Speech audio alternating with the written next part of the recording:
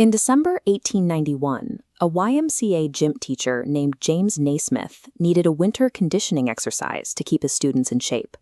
He nailed 2 peach baskets to a 10-foot pole and handed his athletes a soccer ball. Naismith's original 13 rules were incredibly restrictive. Most notably, players were entirely forbidden from running with the ball or dribbling. They had to pass from the spot where they caught it. The very first game concluded with a final score of just 1-0.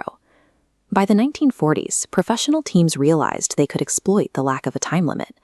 Once a team secured a small lead, they would stall, passing the ball back and forth to run out the clock.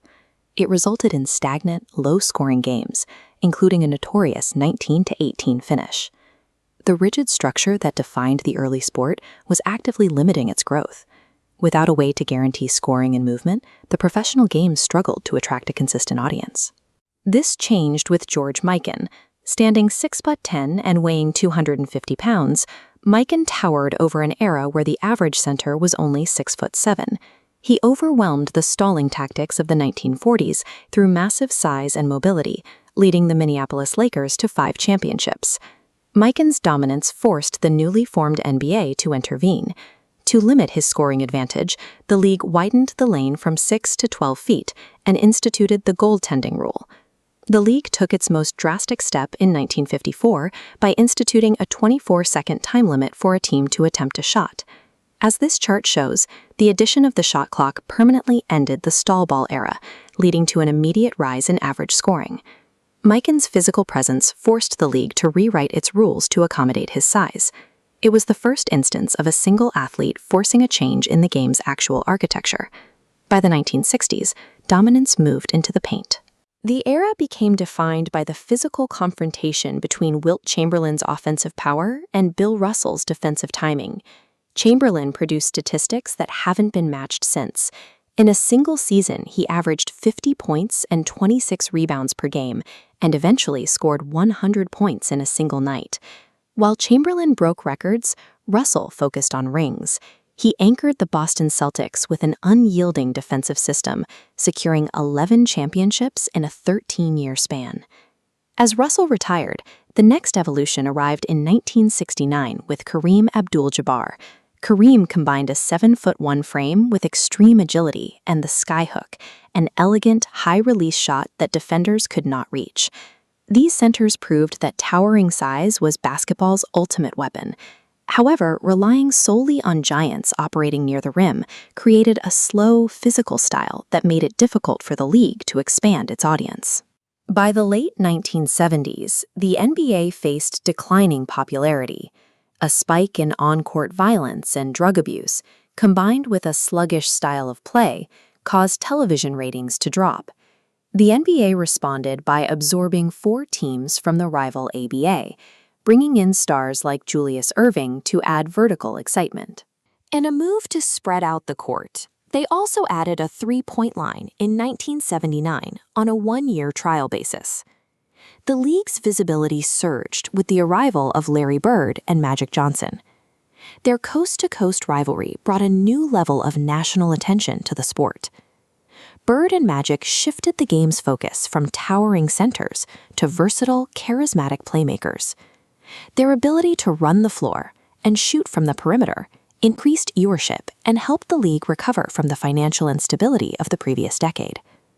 This surge in viewership provided the financial stability the NBA had lacked throughout the 1970s. By centering the league on specific player identities, the NBA moved from the verge of bankruptcy to a mainstream cultural fixture. Michael Jordan took the momentum from Magic and Bird and intensified it. He brought a level of mid-air athleticism and competitive focus that the league had never seen.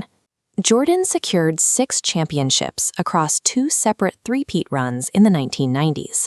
This consistent winning, combined with his global marketing presence, turned the Chicago Bulls into the most recognizable brand in professional sports. This domestic success expanded globally in 1992. The USA Olympic Dream Team assembled the NBA's best players and broadcast this Jordan-led style of basketball to international audiences in Barcelona. By the end of the decade, the NBA had become a dominant global entertainment empire, setting a new standard for the generation that would follow. The immediate ideological successor to Jordan was Kobe Bryant. Bryant replicated Jordan's footwork and preparation, securing 5 titles and achieving scoring milestones, including an 81-point game against Toronto. Shortly after, LeBron James entered the league and established himself through a mix of raw physical force, elite passing, and unmatched durability. Through their talent and marketability, Kobe and LeBron carried the league's global enterprise, maintaining the NBA's momentum throughout the 2000s and 2010s. Even as these two stars maintained the league's popularity, a specific shift in the league's defensive guidelines was about to make the interior-heavy play style of the previous 50 years obsolete. In 2004, the NBA banned hand-checking. For decades, defenders were allowed to physically guide and impede offensive players by keeping their hands on them. Removing this tactic forced defenders to play without pushing. This opened the perimeter for guards, making speed and spacing more valuable than pure size. Stephen Curry was uniquely equipped to capitalize on this open space. Curry paired this perimeter movement with a focus on the three-point line, a tool that had been underutilized since its introduction. This schematic illustrates the result. Curry and the Golden State Warriors dynasty stretched defenses out to the arc, creating a high-scoring, floor-spacing geometry that every team relies on today. Basketball operates as a constant negotiation between human athletic limits and the rulebook. Whenever a player pushes those boundaries far enough to break the existing system, the game evolves into something entirely new.